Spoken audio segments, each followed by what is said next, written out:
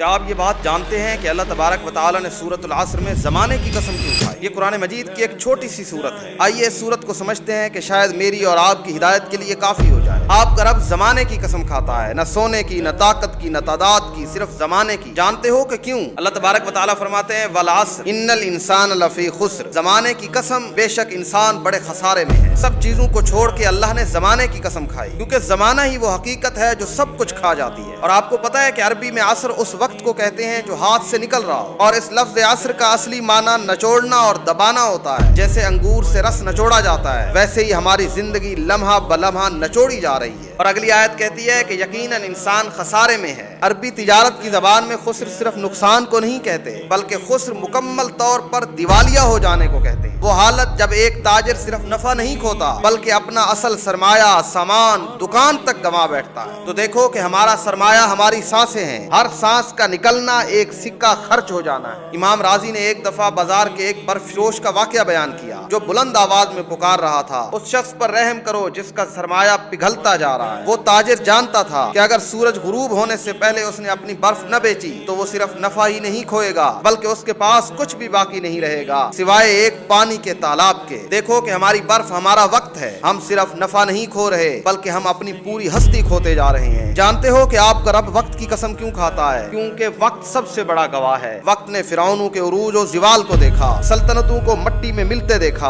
اور جوانی کو بڑھاپے میں ڈھلتے ہوئے دیکھا۔ وقت اس بات کی گواہی دیتا ہے کہ دنیا میں کوئی بھی چیز باقی نہیں رہتی۔ صرف 3 مختصر آیات میں اللہ تبارک و تعالی ہمیں وقت کے دباؤ سے نکلنے کا مکمل نقشہ عطا فرما دیتے ہیں۔ اللہ تبارک و تعالی فرماتے ہیں الا الذین آمنوا وعملوا الصالحات وتواصوا بالحق وتواصوا بالصبر، سوائے ان لوگوں کے جو ایمان لائے اور نیک اعمال کرتے رہے اور ایک دوسرے کو حق کی نصیحت اور صبر کی تلقین کرتے رہے۔ یعنی اس برف کے پگھلاؤ کو روکنے کے لیے اور اس زندگی کے خسارے سے بچنے کے لیے اللہ نے ہمیں 4 شرطیں عطا فرمائیں۔ اگر ان میں سے ایک بھی چھوٹ جائے تو حساب پورا نہیں ہوتا۔ فرمایا ایمان، سمت بتانے والا ایمان، صرف اللہ کی طرف لے جانے والا ایمان۔ پھر فرمایا عمل صالح، پھر فرمایا حق، اور پھر فرمایا کہ صبر، اور پھر آخری 2 شرطیں اجتماعیت مانگتی ہیں۔ فرمایا کہ ایک دوسرے کو نصیحت کرتے رہو، تم اکیلے خود کو نہیں بچا سکتے۔ حکم دیا گیا ہمیں کہ ہم حق اور صبر کی ایک دوسرے کو تلقین کریں۔ اگر تم صرف اپنی اصلاح پر توجہ دو اور اپنے ارد گرد کے لوگوں کو نظر انداز کر دو تو تم بھی خسارے کے خطرے میں ہو۔ دیکھو کہ وقت ایک شکاری ہے مگر وہ تمہارا سب سے بڑا ساتھی بھی بن سکتا ہے۔ یہ واحد کرنسی ہے جو دوبارہ کمائی نہیں جا سکتی، مگر یہ وہ واحد کرنسی ہے جسے ابدیت میں بدلا جا سکتا ہے، جو ہمیشہ تمہاری ہو سکتی ہے۔ تو آؤ ہم ایک دوسرے کو صبر اور حق کی تلقین کریں، تو آؤ وقت کے خسارے سے بچ جائیں، تو آؤ اللہ کے قرآن سے جڑ جائیں۔ قرآن سے بہتر اب اس دنیا میں کچھ بھی نہیں رہا۔